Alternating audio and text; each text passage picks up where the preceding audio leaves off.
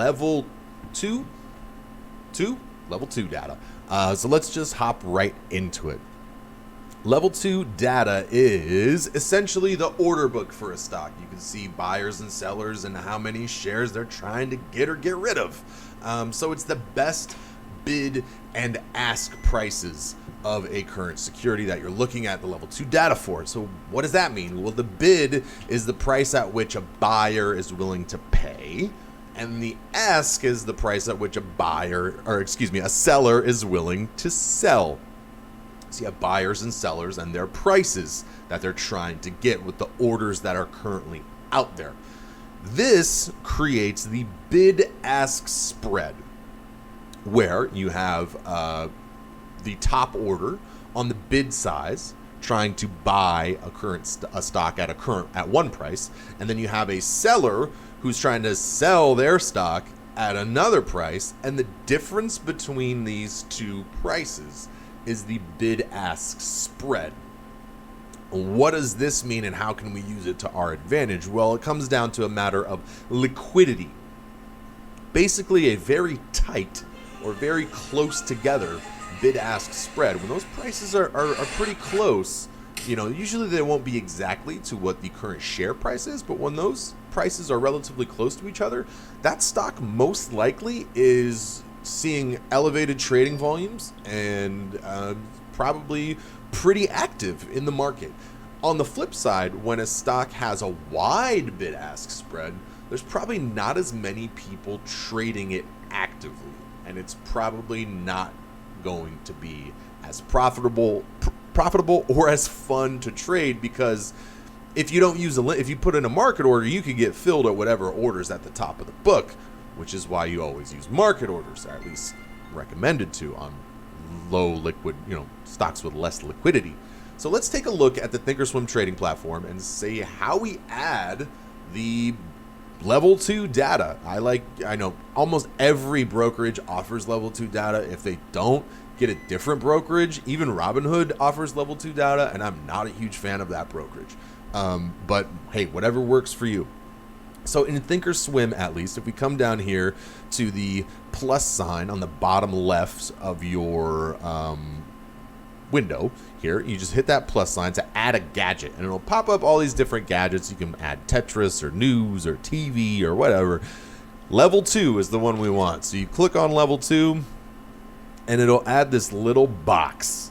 So the first thing I like to do when I add gadgets, since I'm really only looking at one stock at a time, is I like to link everything to the same charts. I just made another video about this, so I'll add it in the description below, how to link. So I'll link my chart with my level 2 data, and then for convenience sake, so you guys can actually see, I'll pop this out. I like to detach gadgets, pin them on the top, and then drag them all around the screen. You can leave them anywhere, it's on top. Even if I start clicking around and charting, this will stay on top. So let's have this experiment. Let's go bigger size. Bam. All right, we got there. So let's take a look at the level 2 box and see what it's actually saying. So right here we have the ticker symbol, which is Apple, AAPL, and Apple Inc., the full name of the company. The 139.23, that was the closing price of the stock. I make these videos after trading hours, so that's not the actual current price in the after hours. That's what it closed at. It'll show you the dollar amount and the percent plus or minus for the day. And it'll show you a little teeny tiny bid ask right there in the top corner, but it also shows you here underneath the ticker symbol box, bid 139.09, so $139.09 times 2. I'll get to that in a second. And the ask is $139.14 times 4. So someone's trying to buy Apple at $139.09, and someone's trying to sell Apple at $139.14. That's a pretty tight spread. That's you're not overpaying to get into the stock, because it's 5 cents. That's pretty close together. As we know, Apple's one of the most traded stocks on the day. Usually, today I had 66 million shares traded. Now, about what that times 2 and times 4 mean on the bid and ask. So in thinkorswim, the order book is in hundreds.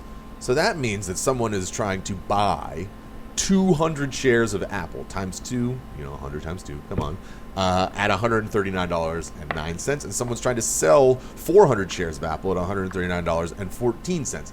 Underneath that, we have the actual order book, and you're going to see some, you might see some familiar terms here like NASDAQ or Amex, but you might see some stuff that you have no idea what they mean, like ARCA, EDGX, or BATS. And what those are they're called electronic communication networks, or ECNs. These are basically ways that are routed that process orders for everyone, for you, for me, for institutions. Everyone's orders gets routed across beams or across, you know what I mean? Everything gets routed through these ECNs. You technically can choose when putting through your orders, but usually it's just best to choose best because you want the liquidity. So this will be the exchange, or the ECN. The bid number, the 139.09, is the top bid. It's the highest. The highest generally will always be at the top. And the bid size is 2, so they're trying to buy 200 shares. With someone on the ARC exchange, $139.09, 200 shares at that price. On the flip side, on the right side, we have our ask. And on the same exchange, someone is trying to sell 400 shares at $139.14. Once these orders get filled, you'll start seeing, they would move up and down. Orders that are filled will come off, and the next highest order will move up. So what does this mean? How can you use this? Well, aside from using the bid-ask for liquidity purposes, you can read the tape, so to speak, by looking at the bid-ask spread, or the bid-ask and orders, and seeing if they're flashing big size on either side of the bid or ask. So, because there are a lot of people who will just watch the tape. If you spend enough time and sit there and watch the tape, I've done this. I've taken several days where I'm just going to watch level 2 data and see how it reflects price action. Surprisingly correlated. I wouldn't say it's a trading strategy in its own right. I prefer other sets of indicators than just watching the order book, but the bid-ask spread is definitely helpful to know about for day traders. Choosing stocks with a high amount of liquidity, which means a low bid-ask spread, is crucial, and just having this tool in your arsenal is just one more way to extract money from this crazy market. So this was just a quick breakdown on what IV is, a definition, what it does to options, and a little bit into how you could potentially trade it. I just wanted to introduce you guys to implied volatility and give you a little bit